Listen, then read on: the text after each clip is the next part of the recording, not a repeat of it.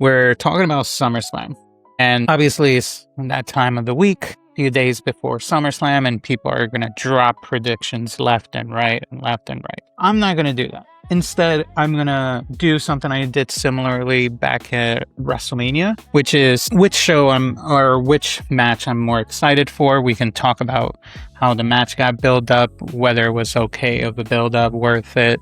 Is it something that's going to be interesting to watch? So before we even go through that, we did have a horrible Monday Night Raw. Not the greatest show. In fact, it's probably, I have to agree with everyone. It took me a few days to just lock it in and really think about it. And yeah, obviously it was bad, but why was it bad? They're gravitating to cop-outs like Danhausen and Joe Henry, their gimmick, instead of allowing them to wrestle or allowing them to do what they were there for, which is to wrestle, I would assume, except Danhausen, I guess. But was it some of these things needed? No.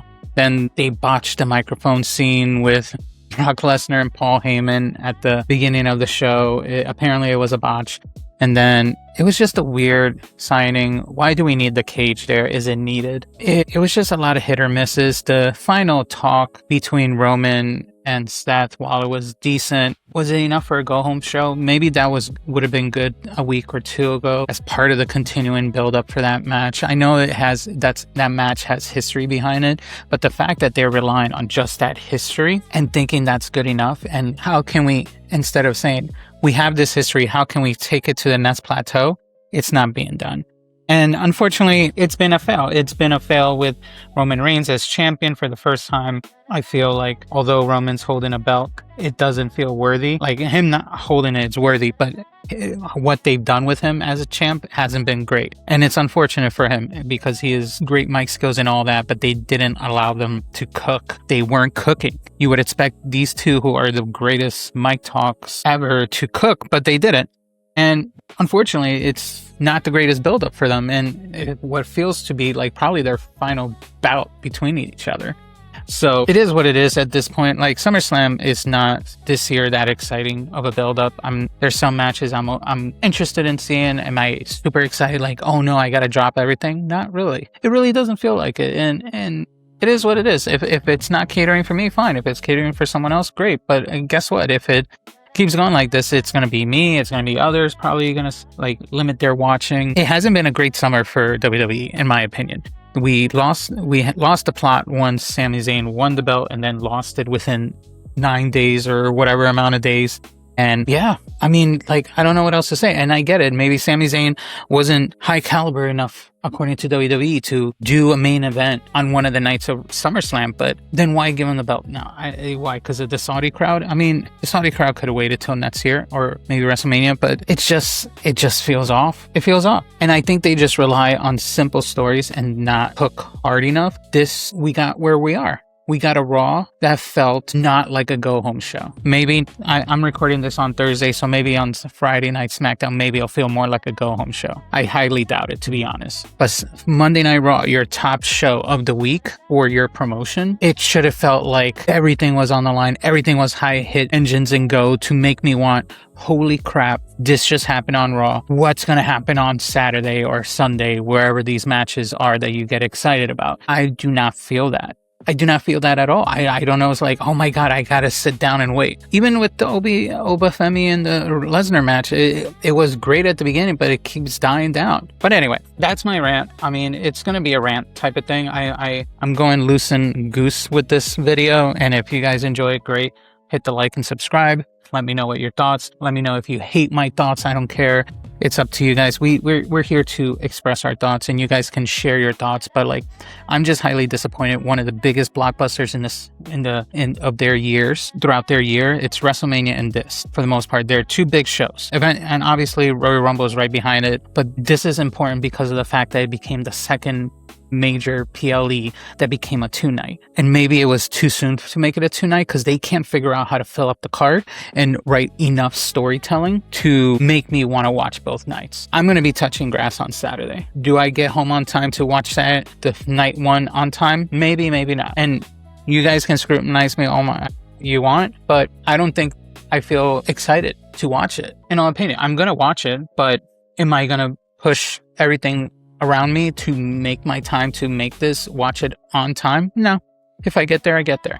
Anyway, let's move on. Let's talk about the card. I'm also going to talk about each of these matches in the order that I feel is going to happen, meaning the first 2 matches is probably going to be the ESPN hour, yada, yada, yada, 2 matches, and then it goes to ESPN Plus, and you guys got to watch it through the pay app or whatever. But I feel like obviously which 2 matches they're going to try to give you for free through ESPN channel to make you want to go to the app.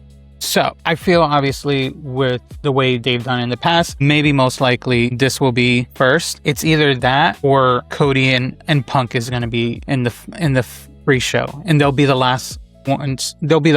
Actually, let's do it this way.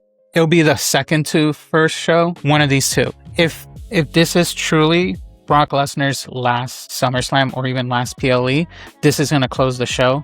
But if it's not, you don't be surprised you see it in the free hour of ESPN. But since I think whichever this is going to close it, let's start with the lower match that's going to start the free hour. And I feel it's going to be this one, Fatal Influence versus Nikki, Brie, and Paige. I mean, this whole story started on April 24th, SmackDown. Fatal Influence made their main roster debut, as you guys know. They attacked the women's tag team champions, Brie and Paige. And then afterwards, both teams began a rivalry, culminating in a match at Saturday night's main event in Madison Square Garden, where Henley and Reed won the championship. Then after that Saturday night main event, Brie defeated Reed, but after that match, Brie and Paige were attacked by the rest of the Fatal Influence, and to eventually you will see the surprise, Nikki Bella is back. She's fully healed and everything. You know, she's been dealing with the injury since April. She made a surprise return, and now it's fully locked and loaded. I think it was expected given they were facing 3 people. It looks like Nikki was coming back. Nikki subsequently announced that herself, Brie, and Paige will face Fatal Influence on a 6 women's tag match at SummerSlam. Now, this is a whatever match at this point.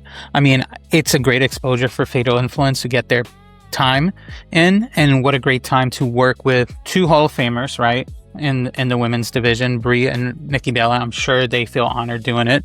And then, of course, a great veteran like Paige. So they are getting the exposure they need, and hopefully they showcase their skills in a very positive way. Now, am I really excited for this match? Not really. I do love Fatal Influence. I love their heel run. I think JC Jane's going to be a great solos heel in the future. She just needs time to develop her character in the main roster so it fits in the main roster. And I just see a lot of positive in her. This is a great showcase for them. Is it going to be the greatest match out there? I'm not going to be surprised, but I think what's going to happen is obviously, and I think many people agree that if you want my prediction, Fatal Influence is winning this. It seems like we are eventually going to see either Nikki and Brie turn heel and go on, get it on Paige for losing the belts for them, because it was supposed to be a great moment for the Bellas to win the tag team belts at WrestleMania. Didn't happen because obviously Nikki got injured, but at the end of the day, they had the belts still somehow, but Paige lost it for them at Saturday night's main event, if you want to go there. And they'll probably make that a story going forward, and maybe it'll lead into something later between Paige and the Bellas. But for now, this is a showcase to highlight the greatness that is Fatal Influence, to push their stock further in the years to come. This is a great time to develop your younger talent, WWE. So definitely get these women into a good showcase. But it's going to be I think it'll be an okay match. Is there a great story developed? Not really, but it's fine enough to get them going. So that's that. Then the next one, it's crazy if they I'll be honest, thinking about it more and more as we're going through this video, it will be crazy they put the Hell in the Cell match on the free side of ESPN. I think that's crazy. What else match you can swap? Honestly, fine. We're going to do this. I think they might put Gunther and Nick Aldis as the second last match. I'm changing my mind. I'm changing my stock in the middle of the video because it is crazy if they give for free a Hell in the Cell match on a regular ESPN channel. That will be the first time they ever do that, and it will be people are going to side-eye WWE like that. So I think it makes sense to give Nick Aldis and Gunther the second match in the free hour. I mean, it's an interesting story. It's probably the better developed story out of the whole card for this night. It's probably the one that has the longest development because it started with a controversial loss to the undisputed Cody Rhodes champ at Clash of Italy, right? Gunther then threatened after that general manager Nick Aldis with a lawsuit if he did not get a rematch. Like the first time ever that Gunther gets pissed off and now he's whining about his loss. But great heel type of character. Anyway, SmackDown. A few weeks later, Gunther failed to capture the title again because of Sami Zayn, who Gunther chose as the special guest referee. Then later that night, Gunther accused Aldis as the only reason he fell with the title, and then he demanded another title rematch, which was at Night of Champions, and that when we had the triple threat with Zayn involved, and that's when Zayn won the belt, and everyone got excited. But after that match, Gunther had a physical confrontation with Aldis on the post show and called him a failed ass wrestler, which I thought was great. And then on the following Raw, commentator Michael Cole announced that Aldis was placed on administrative leave, and then we find out that it was because of this situation. Then later on SmackDown, on the July 10 episode, Gunther demanded a spot in the Undisputed Championship match at SummerSlam. Later that night, Aldis announced that Gunther and Zayn would face Rhodes and CM Punk, who had defeated Zayn to win the title at Saturday night's main event on Madison Square Garden. That's what they were going to have, a tag team match. He got pissed. Gunther asked him to fix the mistake, thinking it would be giving him a title. It didn't. And then he put a sleeper hold on him, and that's where we go. Then at the Saturday night main event, Aldis screwed both Gunther and Zayn over, even though Zayn got the shit end of the stick, per se. And they lost the match. And then eventually at the kickoff at Fanatics Fest, these two had a confrontation. And then Triple H pretty much said, enough already. You guys are going to have a match at SummerSlam. And that's where we are. Now, it's great. Nick Aldis is a great wrestler. He was NWA champ, right? The fact that he called him a failed wrestler is sad. I get it. He probably never did a big promotion, but he had one of the most prestigious titles in the United States, which is the NWA title. So there's nothing messed up to say about Nick Aldis. Nick Aldis is the man. I think he's a very respectable wrestler, maybe Hall of Famer in a regular wrestling Hall of Fame, probably even WWE in the future. So it's going to be a good match. I'm kind of excited to see Nick Aldis come back to the ring. I don't know if it's going to be like you're going to see some wrestling rust or anything like that, but it'll be great to see. These are two good athletes from what I saw. I mean, we all seen Gunther, but I've seen Nick Aldis older wrestling matches. He's great. So it's going to be a great showcase. And I think thinking about it, it's a good thing to show during the free hour. So I think this will be the last free hour match that they show. So probably out of 5 excitement level, we're looking at maybe 3 out of 5. I'm curious, but not real curious. Next up is Oba Femi versus Lesnar. So you guys know WrestleMania 42, night 2, they had a match which Oba Femi defeated Brock Lesnar, right? Following the match, Lesnar did this emotional thing. He puts his gloves and boots in the ring, seemingly showing that he retired, which was false, because in the weeks that followed, Femi held an weekly open challenge on Raw where he was still undefeated to that point, and then Brock Lesnar came from behind and attacked him, which set up a match at Clash at the Castle, which Lesnar won after defeating him with 7 F5s. And then at Night of Champions, Oba Femi won the King of the Ring tournament, but he relinquished it because Lesnar showed up attacking Femi with a low blow and an F5 again on the following Raw.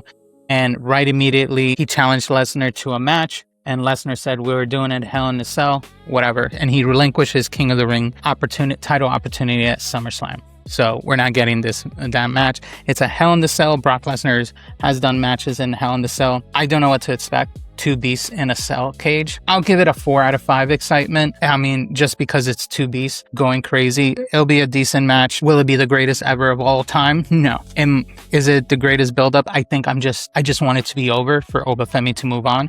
I want Brock Lesnar to put his hand up and tell him and acknowledge him as the next big thing and move on. And Brock Lesnar can go in the sunset with Paul Heyman for all I care. I appreciate Brock Lesnar, but I want that to be over. Anyway, the next one is the Usos match, which started back in April 2026 when Roman Reigns began reforming the Bloodline with his cousins Jay and Jimmy. And then eventually they got their cousin Jacob Fatu joining after Reigns defeated him in a tribal combat at Clash in Italy the following month. And then before the Reformation, LA Knight obviously said, He's worried about them reforming because the Bloodline gave him issues in the past and whatever, yada, yada, yada. He was all against it. Royce Keys was an old friend of Fatu's, also tried convincing Fatu not to join the group, but after Fatu joined, he and the Usos went over to SmackDown to try to convince Solo to rejoin, which he is rejected ever since. Sikoa formed his own version called the MFTs, as you guys know, which had included Fatu originally, back in the mid to 2025s before they disbanded late this June. Then Sikoa appeared eventually on July 13th episode of Raw to seemingly rejoin, but instead attacked his older brothers, the Usos, and cousin Fatu. Following that, Nick Knight challenged the Bloodline to face himself, Keys, and Sikoa in a 6-man tag match. I am zero excitement of this. I'm like 0 out of 5. I don't care. The only thing great about this is Solo Sikoa is developing into an interesting face. I guess I don't think he'll work for him. He tried his best, his hardest, but it didn't work out. He is actually a funny ass face now. I'm actually enjoying that, and I'm actually excited to see what happens after this. That's probably the only positive I got out of this match. It'll probably be fun to watch or whatever. Maybe you'll get bored. Maybe you'll get tired of the yeets and all that. I'm honestly tired of that. But I am very interested to see what happens to Solo Sikoa as a face and what's going to develop after this. I'm also interested in the storyline of Jacob Fatu. Is he going to continue just being a follower, or is he eventually going to break out of his shell? It'll be interesting to see. So we'll take a look. Now, Iyo Sky versus Liv Morgan. As you know, throughout June of this year, we had the Queen of the Ring tournament on the side with the King of the Ring tournament, and the winner obviously was going to face. For some reason, Liv Morgan decided to run the gauntlet as well as part of the King of the Ring, and these two were finalists in Saudi Arabia, which Iyo won and challenged Liv right after the match. She is going to challenge her for the belt, so we're basically running back the match from Night of Champions. 2 out of 5. Excitement. I love them, but like they have done such a piss poor job with the development of Liv Morgan's new title run. They haven't done anything. She hasn't defended in 100 days. The fact that they didn't take the belt because she hasn't defended in all this time, it's atrocious, and it's just hurting the division because of it. It's actually disrespecting Liv Morgan because she is not defending it. She's not showing that she's worthy of that title, and it only hurts her. But again, she's a heel. It doesn't matter. As a heel, they don't have to do anything. Now, if Iyo Sky wins it, I don't know what they're going to do with her. They might do the same thing as they did with Stephanie McHare, which is barely doing anything. So I don't know. Unless they tie this to a storyline with the fact that maybe the Judgment Day is going to break up in the ladies' side because Raquel Rodriguez is now a champ, and maybe she gets jealous if Liv Morgan gets jealous that she lost the belt, but Raquel has her belt now. Maybe it becomes the beginning of the fractures of that. I don't know. This is probably the worst developed story out of all of them, in my opinion, and not excited for this, so 2 out of 5. Then lastly, for the night one, and this is where I'll stop this video, it will be Punk versus Cody, which after WrestleMania, these two had a little confrontation saying anytime, anywhere, Cody challenged Punk, but for an opportunity to go against him, which that alone just sets it for a SummerSlam. We already knew this was going to be a match. But then it threw the curiosity of, oh wait, Sami Zayn took the belt from Cody. Maybe that's not happening.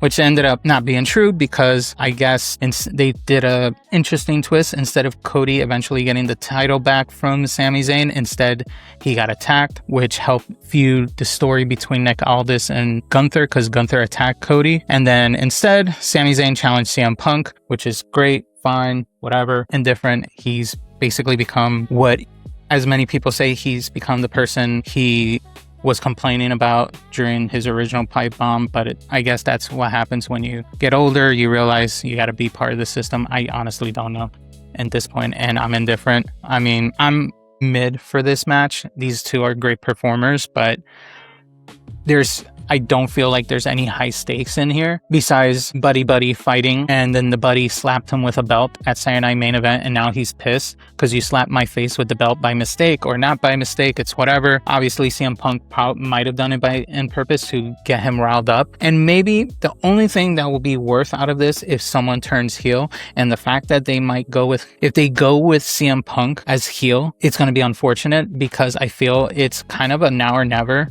If there's a perfect time for Cody to become heel, it is now, because they have shown signs throughout the past couple of months of him getting angry, losing the edge that you shouldn't be losing if you are the quarterback one. And he's losing that edge and cool that a quarterback should have. And because of that, he could become heel. But they have to do it. They have to pull the trigger. They have developed him so much time as a face that it's probably good enough time to now push towards the heel run for a decent amount of time, because Cody can do heel. He's done it in New Japan. He's done it in indie scene when he left WWE. He is able to do it. You got to have faith in him. And maybe he will be a more interesting wrestler right now, because people are unfortunately very tired of him.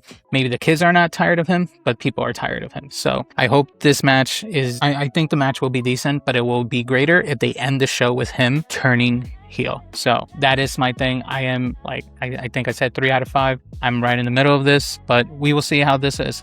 And that's my thoughts about these match. Will it be a great show? I really hope so. I hope so for them, because there's a lot of people paying hard-earned bucks to go to the show. So I only hope they do a good match, but it will be great that they don't have to worry about this if they build up the stories properly to make you want to make SummerSlam a no miss. Night 1, I may miss the beginning of it, and it is what it is, but I'm going to watch it regardless in full and talk about it later in another tea drop. But this is an example of how probably many people feel like the show hasn't built the story to the point that, am I really interested and excited for SummerSlam? No, I don't know. I'm okay with it. But anyway, let me know your thoughts in the comments. And as always, if the tea hit right, hit the like or subscribe, and I'll see you on the next video.